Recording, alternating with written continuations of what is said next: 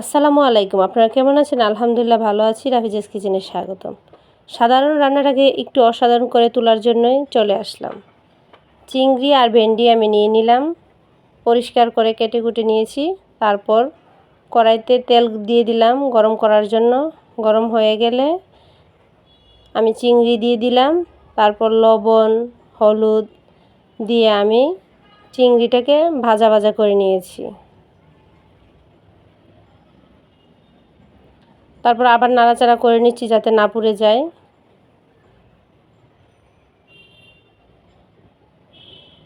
তারপর আমি ভেন্ডি দিয়ে দেব চিংড়ির সাথে। আমি আর উঠিয়ে রাখবো না চিংড়ি।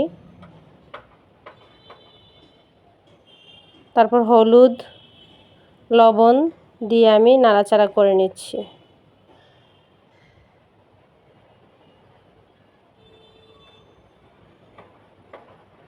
খুব সাবধানে নাড়াচাড়া রাখতে হবে যাতে কোনোটাই না পুড়ে যায়।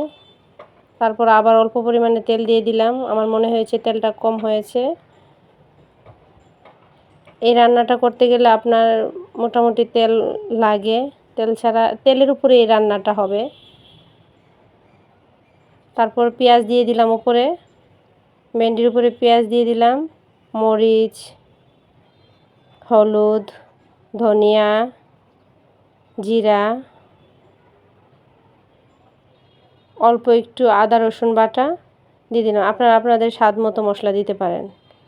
আমি সাধারণ রান্নাটাকে অসাধারণ বলার কারণ হয়েছে আমি এটার মধ্যে কোনো পানি অ্যাড করব না। এই মশলাটায় আমি দিয়ে দিলাম। আর প্রথমে 2 থেকে 3 মিনিট আমি ভেন্ডিটাকে একটু নাড়াচাড়া করে নিয়েছিলাম।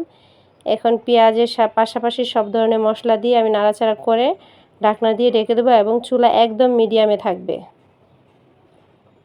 আমি এক্সট্রা কোনো পানি দেব না। তারপর আবার নাড়াচাড়া করে নিলাম।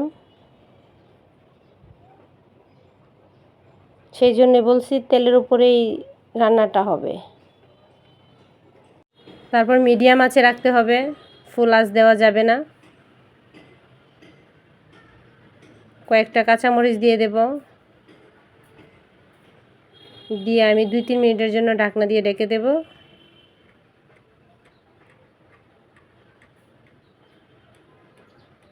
তারপর আবার কয়েকটা ধনেপাতা দিয়ে দেব। এই ফাঁকে আমি নাড়াচাড়া করে নিয়েছিলাম।